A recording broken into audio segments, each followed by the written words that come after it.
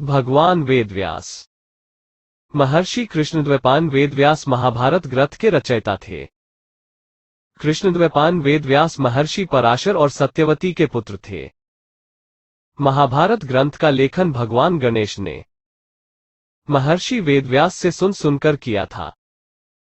वेदव्यास महाभारत के रचयिता ही नहीं, बल्कि उन घटनाओं के साक्षी भी रहे हैं जो क्रमानुसार घटित हुई हैं। अपने आश्रम से हस्तिनापुर की समस्त गतिविधियों की सूचना उन तक तो पहुंचती थी। वे उन घटनाओं पर अपना परामर्श भी देते थे। जब जब अंतर्द्वंद्व और संकट की स्थिति आती थी, माता सत्यवती उनसे विचार विमर्श के लिए कभी आश्रम पहुंचती, तो कभी हस्तिनापुर के राजभवन में आमंत्रित करती थी। प्रत्येक द्वापर युग में विष्णु व्यास के रूप में अवतरित होकर वेदों के विभाग प्रस्तुत करते हैं। पहले द्वापर में स्वयं ब्रह्मा वेदव्यास हुए, दूसरे में प्रजापति, तीसरे द्वापर में शुक्राचार्य, चौथे में बृहस्पति वेदव्यास हुए। इसी प्रकार सूर्य, मृत्यु, इंद्र, धनजन्य, कृष्ण द्वैपायन, अश्वत्थामा आदि 28 वेदव्यास हुए। इस प्रकार 28 बार वेदों का विभाजन किया गया। ऐसा माना जाता है कि वेदव्यास नाम वास्तविक नाम के बजाय एक शीर्षक है, क्योंकि कृष्ण द्वैपायन ने 4 वेदों को संकलित किया था। प्राचीन ग्रंथों के अनुसार महर्षि वेदव्यास स्वयं ईश्वर के स्वरूप थे।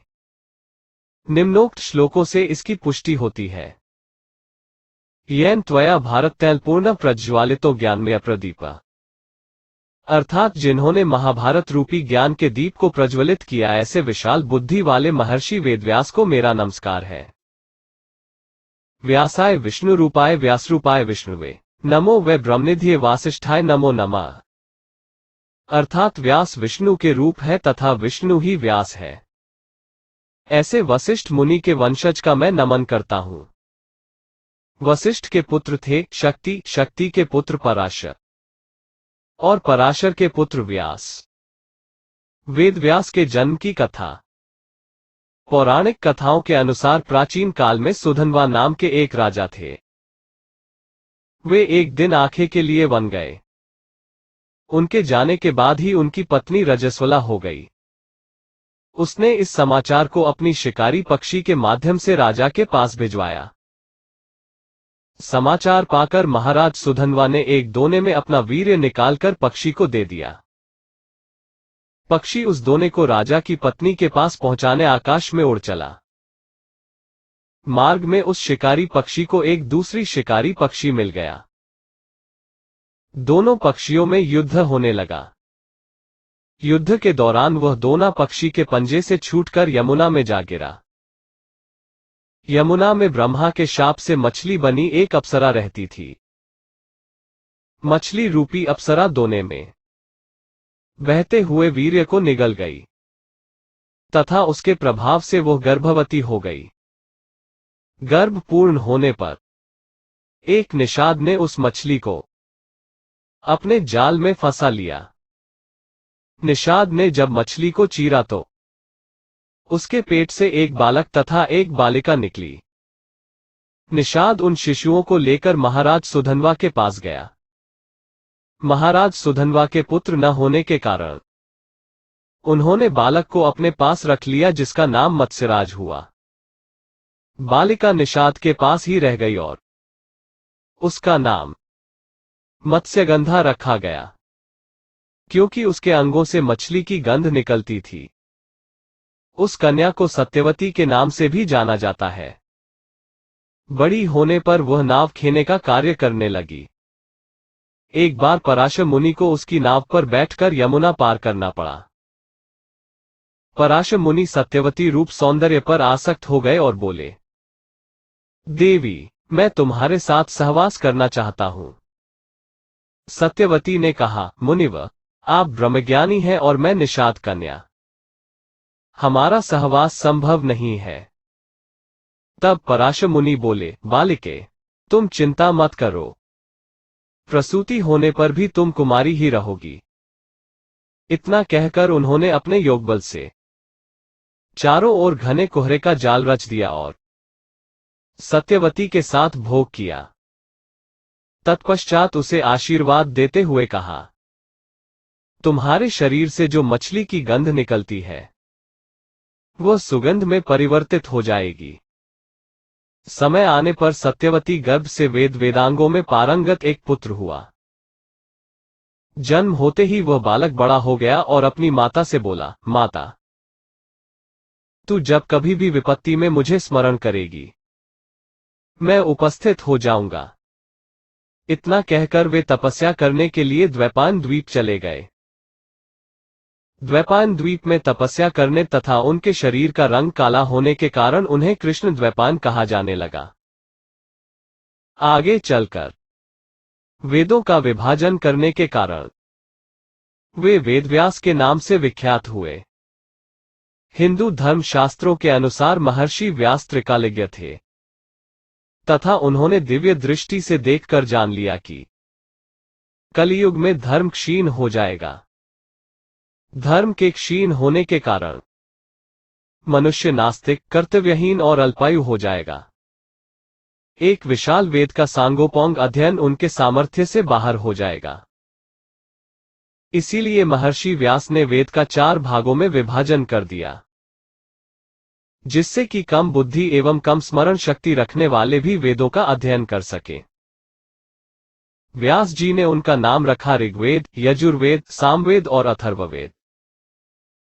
वेदों का विभाजन करने के कारण ही व्यास जी वेद व्यास के नाम से विख्यात हुए। ऋग्वेद, यजुर्वेद, सामवेद और अथर्ववेद को क्रमशः अपने शिष्य पैल, जैमिन, वैशंपायन और सुमंतु मुनि को पढ़ाया। वेद में निहित ज्ञान के अत्यंत गूढ़ तथा शुष्क होने के कारण वेद व्यास ने 5वें वेद के रूप में पुराणों की रचना की, जिनमें वेद के ज्ञान को रोचक कथाओं के रूप में बताया गया है। पुराणों को उन्होंने अपने शिष्य रोमहर्षण को पढ़ाया। व्यास जी के शिष्यों ने अपनी अपनी बुद्धि के अनुसार उन वेदों की अनेक शाखाएं और उपशाखाएं बना दी। व्यास जी ने महाभारत की रचना की। पौराणिक महाकाव्य युग की महान विभूति महाभारत, 18 पुराण, श्रीमद् भागवत, ब्रह्मसूत्र, मीमांसा जैसे अद्वितीय साहित्य दर्शन के प्रणेता वेदव्यास का जन्म आषाढ़ पूर्णिमा को लगभग 3000 ई. पूर्व में हुआ था। वेदांत दर्शन अद्वैतवाद के संस्थापक वेदव्यास ऋषि पराशर के पुत्र थे। पत्नी आरुणि से उत्पन्न इनके पुत्र थे महान बाल योगी शुकदेव। श्रीमद् भागवत गीता विश्व के सबसे बड़े महाकाव्य महाभारत का ही अंश है। रामनगर के किले में और व्यास नगर में वेदव्यास का मंदिर है, जहां माघ में प्रत्येक सोमवार मेला लगता है। गुरु पूर्णिमा का प्रसिद्ध पर्व व्यास जी की जयंती के उपलक्ष्य में मनाया जाता है। पुराणों तथा महाभारत के रचयिता महर्षि का मंदिर व्यासपुरी में विद्यमान है, जो काशी से 5 मील की दूरी पर स्थित है। महाराज काशी नरेश के रामनगर दुर्ग में भी पश्चिम भाग में व्यासेश्वर की मूर्ति विराजमान है, जिसे साधारण जनता छोटा वेदव्यास के नाम से जानती है। वास्तव में वेदव्यास की यह सबसे प्राचीन मूर्ति है। व्यास जी द्वारा काशी को शाप देने के कारण विश्वेश्वर ने व्यास जी को काशी से निष्कासित कर दिया था। तब व्यास जी लोलाक मंदिर के आग्नेय कोण में गंगा जी के पूर्वी तट पर स्थित हुए।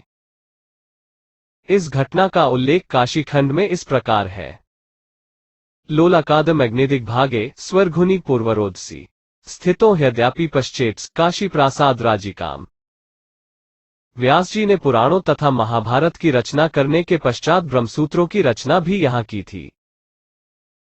वाल्मीकि की ही तरह व्यास भी संस्कृत कवियों के लिए उपजीव्य हैं। महाभारत में उपाख्यानों का अनुसरण कर अनेक संस्कृत कवियों ने काव्य, नाटक आदि की सृष्टि की है। महाभारत के संबंध में स्वयं व्यास जी की ही उक्ति अधिक सटीक है। इस ग्रंथ में जो कुछ है वह अन्यत्र है, परंतु जो इसमें नहीं है वह अन्यत्र कहीं भी नहीं है। कालपी में यमुना के किसी द्वीप में इनका जन्म हुआ था।